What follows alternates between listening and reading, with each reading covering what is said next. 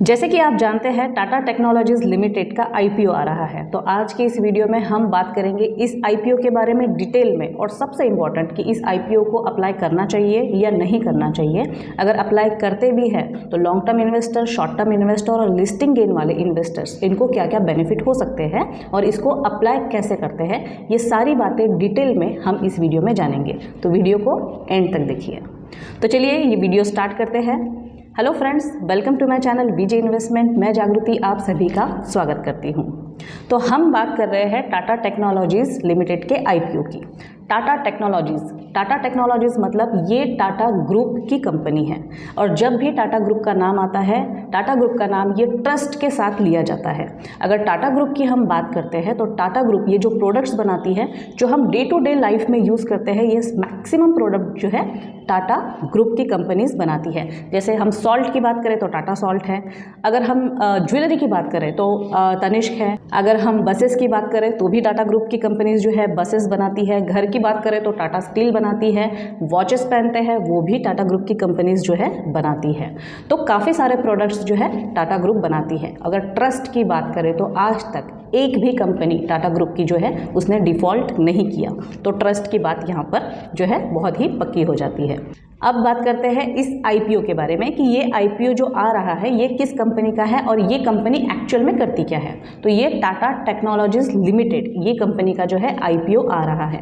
ये company engineering में research and development provide करती है, मतलब concept, design, start to end product मोटा मोटी जो है बनाकर ये कंपनी दे देती है। स्पेशली ऑटोमोटिव में, ऑटोमोटिव के डिजिटल सॉल्यूशंस ये कंपनी जो है प्रोवाइड करती है। आईपीओ की अगर बात करें तो टाटा ग्रुप में टीसीएस की बात करें, टेक्नोलॉजीज़ में टीसीएस की बात करें तो ये इंडिया की नंबर 1 कंपनी है, और इसका आईपीओ 2004 में आया था। और उसके बाद अब टाटा ग्रुप जो है कोई आईपीओ लेकर आ रहा है, मतलब बहुत ही लॉन्ग टर्म के बाद, बहुत ही लंबे समय के बाद टाटा की कंपनी जो है आईपीओ लेकर आ रही है। तो जैसे कि मैंने कहा कि ये कंपनी जो है डिजिटल सॉल्यूशन प्रोवाइड करती है। कंपनी आईटी की है, 80% इनका रेवेन्यू इसी सर्विसेज से जो है आता है। अगर प्रमोटर्स की बात करें तो टाटा मोटर्स के जो प्रमोटर है वही प्रमोटर इस टाटा टेक्नोलॉजीज लिमिटेड के रहेंगे। अब बात करते हैं कि अप्लाई इसे करना है या नहीं करना, मतलब एक कन्फ्यूजन होता है कि इसे अप्लाई करना चाहिए इस आईपीओ को या नहीं करना चाहिए। अगर करते भी है तो लिस्टिंग गेन कितने होंगे, कितने हो सकते हैं। तो अप्लाई की अगर बात करें तो ट्रस्ट का, जैसे मैंने कहा कि ट्रस्ट की तो कोई बात ही नहीं है, ट्रस्ट हम कर ही सकते हैं टाटा ग्रुप पर। दूसरा कि अगर हम इसे अप्लाई करते हैं तो इस कंपनी ने पूरा ध्यान रखा है कि इन्वेस्टर्स को भी कुछ ना कुछ प्रॉफिट जो है वो मिले। कंपनी ने ऐसा नहीं किया है कि स्टार्ट में इतने हाई प्राइजेस रख लिए कि अपने ही 5 साल के प्रीमियम्स जो है खुद ही निकाल लिए। कंपनी ने इन्वेस्टर्स का बहुत ज़्यादा ध्यान इस पर रखा है। जो प्राइस बैंड इन्होंने रखा है उस पर से समझ में आता है कि इन्वेस्टर्स को ध्यान में रखकर ये आईपीओ जो है वो बनाया गया है। तो अब बात कर लेते हैं इन्वेस्टर्स की। 2 टाइप के इन्वेस्टर्स होते हैं, एक लॉन्ग टर्म इन्वेस्टर्स और दूसरे investors short term and listing gain वाले इन्वेस्टर्स। तो इन इन्वेस्टर्स के लिए इस आईपीओ में क्या है, तो लॉन्ग टर्म वाले जो इन्वेस्टर्स हैं जिनको अगर 500 पर ये आईपीओ मिल जाता है तो वो लॉन्ग टर्म के लिए भी रुक सकते हैं। जैसे कि जैसे जैसे कंपनी ग्रो करेगी इसके प्राइजेस जो है वो ग्रो करते जाएंगे। और वैसे भी अगर ये प्राइस बैंड की अगर हम बात करें 475 से 500 का जो प्राइस बैंड है वो बहुत ही अच्छे प्राइजेस पर ये स्टॉक जो है आपको मिल रहा है। तो लॉन्ग टर्म की बात करें तो फंडामेंटल्स अच्छे हैं, 5 ईयर, 10 ईयर या बच्चों के नाम से जो है लॉन्ग टर्म इन्वेस्टर्स इस आईपीओ को रख सकते हैं। अब बात कर लेते हैं short term investors and listing gain वाले इन्वेस्टर्स, उनको इस आईपीओ में क्या मिल सकता है। तो अभी की अगर हम बात करें तो जो ग्रे मार्केट प्रीमियम चल रहे हैं वो 70% से चल रहे हैं। मतलब इसका मतलब है ग्रे मार्केट प्रीमियम, मतलब लोगों को लग रहा है कि ये आईपीओ जब ओपन होगा ये 70% अप से ओपन होगा, ये एक्सपेक्टेशन अभी मार्केट में चल रहे हैं। और इसका दूसरा मतलब ये है कि इस आईपीओ को डिमांड भी बहुत ज़्यादा हाई है। तो अब बात कर लेते हैं लिस्टिंग गेन वाले इन्वेस्टर्स की कि अगर वो एक लॉट 15,000 रुपीज़ लगाकर एक लॉट अप्लाई करते हैं और उनको ये आईपीओ मिल जाता है तो लिस्टिंग के टाइम पे ये 70% अप ओपन हो सकता है। तो मतलब 15,000 पर आपको लिस्टिंग में ही 10,000 का प्रॉफिट जो है वो मिल सकता है। अब ग्रे मार्केट के प्रीमियम की अगर हम बात करें तो जैसे जैसे डिमांड कम या ज़्यादा होती जाएगी वैसे वैसे ये ज़्यादा या कम होता जाएगा। मतलब जो 70% अभी चल रहा है वो 80%, 90% भी हो सकता है, वो 60%, 50% भी हो सकता है। तो ये कम ज़्यादा ये 3 दिनों में, जब तक ये IPO चल रहा है अप्लाइंग के लिए, ये 3 दिनों में ये ग्रे मार्केट प्रीमियम अप या डाउन हो सकता है। तो इस तरीके से लिस्टिंग गेन भी हमें मिल सकते हैं। अब एक आइडिया की बात कर लेते हैं कि अब हम जो है क्या कर सकते हैं इस IPO को लेकर कि ज़्यादा से ज़्यादा लिस्टिंग गेन या ज़्यादा से ज़्यादा प्रॉफिट हमें मिल सके, या फिर हमारे चांसेस बहुत हाई हो जाए कि ये IPO हमें मिल जाए। तो जनरली मैं क्या करूँगी, मेरे जितने भी फैमिली अकाउंट्स हैं मैं उन सभी अकाउंट में इस IPO को अप्लाई करूँगी। पर्सनली मैं कंपनी पर ट्रस्ट करती हूँ, बहुत अच्छे प्राइस बैंड पर मुझे ये IPO मिल रहा है, लिस्टिंग गेन भी अभी 70% से दिखा रहा है, तो मैं डेफिनेटली अपने सारे अकाउंट्स में ये IPO जो है अप्लाई करूंगी।